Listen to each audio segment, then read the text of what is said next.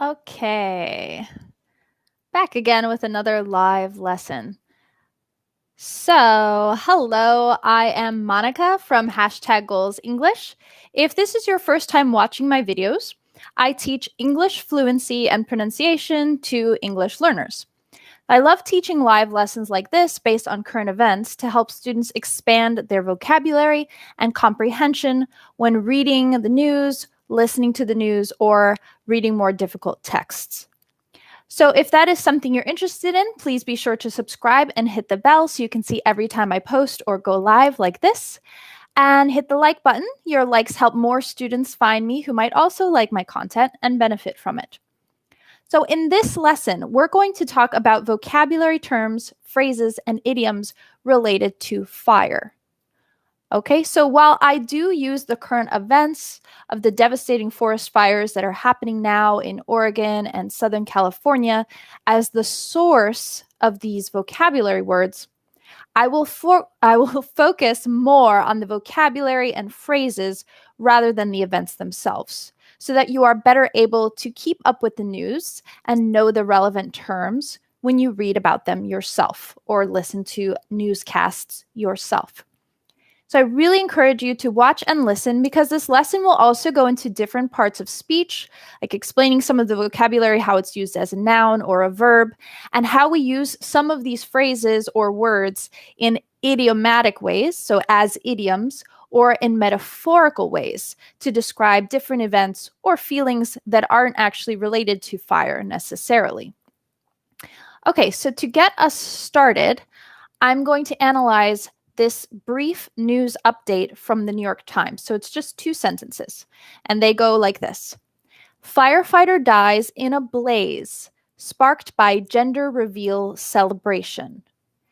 The firefighter died while battling the Dorado Fire, which has burned through 19,000 acres since it was started by a pyrotechnic device. So I'm going to go through that again after we talk about some of the vocabulary words in there. So as you can see, there's a lot of rich vocabulary right there in just those 2 lines that go beyond our basic vocabulary of fire and burn. So I'm going to go into detail about the finer points of how to use some of these different words and how they're most commonly used. So keep in mind, English is pretty flexible, so these aren't like you have to follow these rules, but there are some guidelines as to how these different types of words are generally used. So let's start with this first one, blaze, right? Blaze. So blaze is a noun. Plural would be blazes, and it's synonymous with fire. However, there is a little more context and more implied in this word blaze. So let's hear part of that New York Times text again. Firefighter dies in a blaze sparked by. So we can see that blaze has a more dramatic meaning than just fire. When we use the word blaze, it implies that it is big and dangerous. So you can have a small fire in your backyard in a fire pit when it's cold outside and it's nice and you enjoy it. But we wouldn't normally say, I have a blaze in my backyard, unless maybe you were kind of joking around. But if you said that, we would think, oh, that's a bad thing. The backyard is on fire versus I have a fire in the backyard, meaning I have like a small fire pit or something that is controlled.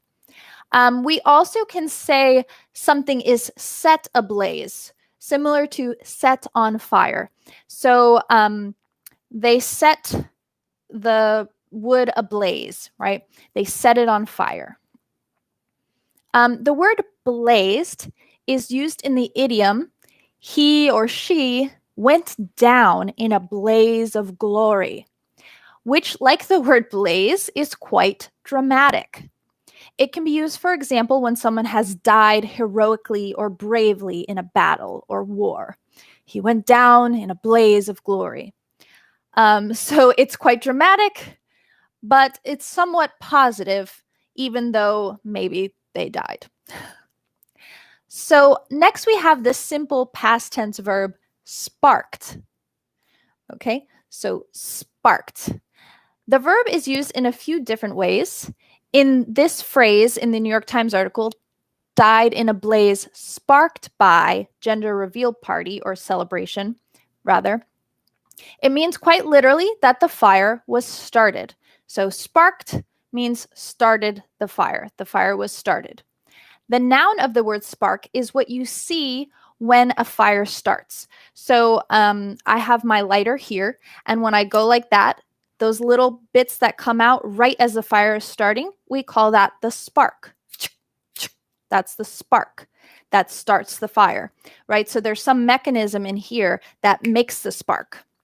So that's the noun, spark. Let's see. So while this situation with these fires and this event sparking this huge wildfire is devastating, meaning it causes a lot of damage or pain or harm, the noun of the verb spark, the noun and the verb of spark are also used a lot for positive things in a sort of idiomatic or metaphoric sense. So, for example, the performance was so amazing, it sparked my love of dance. So this kind of means it started or awoke something bright and beautiful inside of you, like a fire, right? So we use this as a metaphor for feeling something bright and wonderful. We even say, I felt a spark when you have some sort of romantic chemistry with another person. So you're kind of flirting and you really liked each other and you say, oh, I felt a spark, like something was happening there, right? Something was sparking. Another use of spark is in the phrase spark up a conversation, meaning start a conversation. So when you meet a new person, sometimes it's difficult to spark up a conversation, but you do your best, right? And as we're going through this, if you're watching live and you have any questions, please just let me know and I'll be happy to answer them. So the next part of this phrase in the New York Times article talked about a gender reveal party. And I apologize, I didn't write that on my board, but gender reveal party or gender reveal celebration. So gender reveal party obviously is not related to fire, but what is it and how is it related to this story? So if you don't know, a gender reveal party is all about announcing whether a child will be a boy or a girl when someone is pregnant and they're expecting a baby. So at these parties, it's typical for the expecting parent or parents to gather their friends and family together, and at some point in the party to have a big reveal, meaning they will tell or show everyone the gender, the sex of the baby, whether it's a boy or a girl. So sometimes this is done with a cake, and they might cut the cake and inside is blue for a boy or pink for a girl. Sometimes they might fire confetti, and all this tiny pink paper or blue paper will come out. They might do that with balloons too. So they'll have a balloon and pop the balloon and the pink or blue paper will come out. And ta-da, it's a boy, or ta-da, it's a girl. And now they have revealed the gender of the baby. In the case of the Dorado Fire that we're talking about in the news, unfortunately, pyrotechnics, or what the news is calling a pyrotechnic device, pyrotechnic device was used. So what is that? If you look up pyrotechnics in the dictionary, I looked in 2 different dictionaries and they both said it's a fireworks display. So New Year's, 4th of July, big fireworks. Okay, but that is a misleading definition, which is why we cannot always trust the dictionary when we're doing our vocabulary work. Because although fireworks are pyrotechnics, they are not the only kind of pyrotechnics. So to be clear, I'm not a fire expert. I'm not a pyrotechnics expert, but I'm speaking to the common usage of the word. So I'm not going to get too technical. But my understanding is that pyrotechnics can also include the use of different types of controlled fire or sparks. So, for example, when I think of pyrotechnics, I think of a rock concert. So someone's playing guitar and then boom, some fire shoots and some fire shoots. And it's used to make the performance look cool. Pyrotechnics are used sometimes in big theatrical shows, like I said, concerts, and also during filming of movies and TV shows, especially like action movies. So there might be pyrotechnics for a crash scene and the car explodes, right?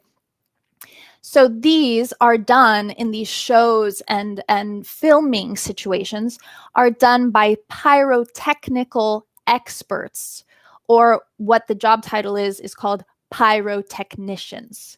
So we have this word technicians, right? And then we add pyro in front of it, means they do technical work with the fires, pyrotechnicians. Now, upon further reading from other sources, I didn't see it in the New York Times, but I saw it in a Washington Post article. I found out that the particular pyrotechnic device used in this news story was a smoke bomb. Okay, so while bomb here sounds dramatic, we actually use this for less dramatic things, like we say bath bomb, right? When we put something in the bath and it gets all fizzy and nice. In this case, this pyrotechnic device, this smoke bomb, is usually just a very small cylinder, and it has a small reaction that lets out a puff of colored smoke. So in theory, there isn't supposed to be any actual like shooting fire. It's just supposed to have colorful smoke that comes out. So these items are sold in stores and online, and as far as I know, I kind of quickly looked, it's legal in most places in the US. Photographers use these a lot because they make a very cool effect in photographs. So there's this scene happening and then blue smoke, and it looks very dramatic and beautiful. So when it's used in a safe area without anything flammable, this is an important vocabulary word too. Flammable means it catches fire easily. So when you're using these in places where nothing flammable is around, they're usually safe. However, according to the Washington Post article, this particular smoke bomb, so this pyrotechnic device, was set off, right, deployed in a dry, grassy area. And so it sparked what became a huge, devastating blaze.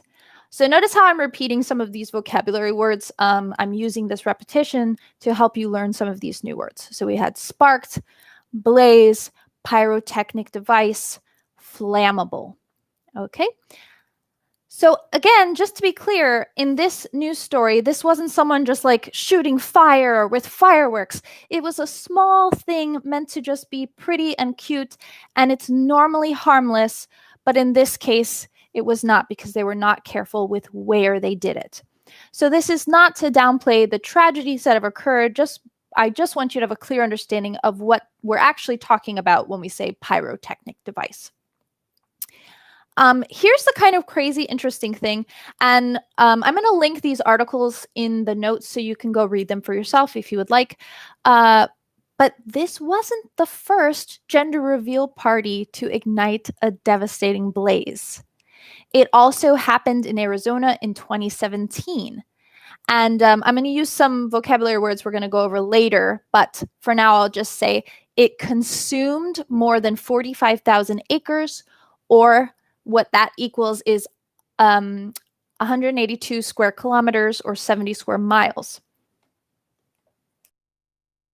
So in that case, it wasn't a smoke bomb, but a rifle, so a gun, shot at a target with an explosive substance inside with the colored powder. So that one was a bit more dramatic, and there was some explosion. And the person that started the fire did let authorities know, and he pled guilty, right? He said, I did it, and has to pay over $8.1 million for the damages. How he will do that, I have no idea, because it didn't seem like he was rich from the article. But just to give you some background, this crazy kind of thing from these gender reveal parties has happened before. So let's go back to that prefix pyro. When you hear the word pyro or the prefix pyro, you need to think of fire. Another word where we hear this prefix is in the word pyromaniac. So maniac, think of maniac is a crazy person. So to use a politically incorrect phrase, so I apologize. But a pyromaniac is a person that has a disorder in which they enjoy starting and watching fires. So that is the term for the disorder. When someone starts a fire on purpose to cause damage, whether they are a pyromaniac or not, so they don't have to have this disorder, they are called an arsonist, right? I think I have that here, arsonist. So a thief is a person that steals or commits theft, and an arsonist is a person that purposefully starts a fire or commits arson. So starting a fire on purpose or you're at fault for the fire is considered arson. Again, not a lawyer, so I don't know these technical legal terms, but I just wanted to be clear in this news story, while the people that set off the smoke bomb for the gender reveal party, they might have criminal charges for arson, we probably wouldn't call them arsonists because they didn't do it on purpose. They didn't start this fire on purpose. So an arsonist is someone that purposefully sets a fire. Okay, so let's read these New York Times lines one more time. Firefighter dies in a blaze, sparked by a gender reveal celebration. The firefighter died while battling, so fighting, the Dorado Fire. That's what they're naming the fire, Dorado Fire, which has burned through 19,000 acres since it was started by a pyrotechnic device. So again, back to acres, 19,000 acres, this measurement, if you aren't familiar with it, 19,000 acres is equal to about 76 square kilometers or 30 square miles. So I wanted to add a few more vocabulary words that I'm seeing as I'm reading through some of these articles about the different wildfires that are happening. So we have this other verb, ignited, that would be a past tense verb. Present tense would be ignite. The verb ignite is used in a similar way to sparked when it comes to fires, meaning it started the fire. Something caused the fire or caused something to burn.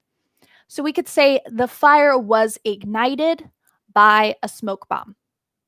Ignite is also used metaphorically, like we use spark, sparks joy, sparks whatever. But in general, ignite has either a more negative connotation or a more intense connotation. So for example, the politician's comments ignited a nationwide debate. So here it started this fight around the whole nation, right? The whole country. So we could use spark in that context as well. The politician's comments sparked a nationwide debate.